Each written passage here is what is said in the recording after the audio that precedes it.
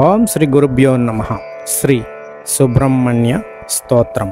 ఆదిత్య విష్ణు విఘ్నేశ రుద్ర బ్రహ్మ మరుద్గణాః లోకపాలా సర్వదేవా చరాచరమిదం జగత్ సర్వం త్వమేవ బ్రహ్మైవ అజమక్షరమద్వయం అప్రమేయం మహాశాంతం అచలం నిర్వికారకం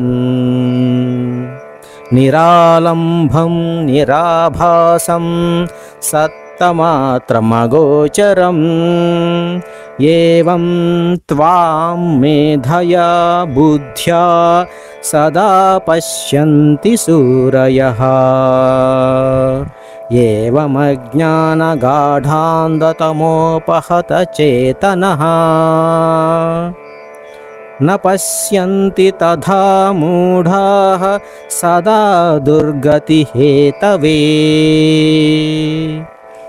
విష్ణ్వాదీని స్వరూపాణి లీలాలోక విడంబనం కర్తుమద్యమ్య రూపాణి వివిధాని భవంతి చ తత్తదుక్తాః కదా సమ్యక్ నిత్య సద్గతి ప్రాప్తయే భక్త్యా శ్రుత్వా పఠిత్వా చ దృష్ట్యా సంపూజ్య శ్రద్ధయా సర్వాన్ కామానవాప్నోతి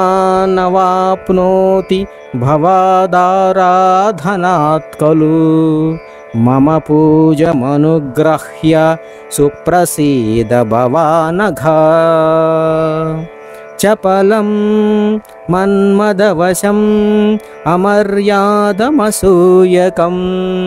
పంచకం దుఃఖజనకం పాపిష్టం పాహి మాం ప్రభో సుబ్రహ్మణ్య స్తోత్రమిదం ఏ పఠంతి ద్విజోత్తమాః తే సర్వే ముక్తిమాయాంతి సుబ్రహ్మణ్య ప్రసాదతః ఇతి శ్రీ సుబ్రహ్మణ్య స్తోత్రం సంపూర్ణం. ప్రేక్షకులందరికీ శ్రీ సుబ్రహ్మణ్యేశ్వర కటాక్ష ప్రాప్తిరస్తు. ఓం శ్రీ గురుభ్యో నమః.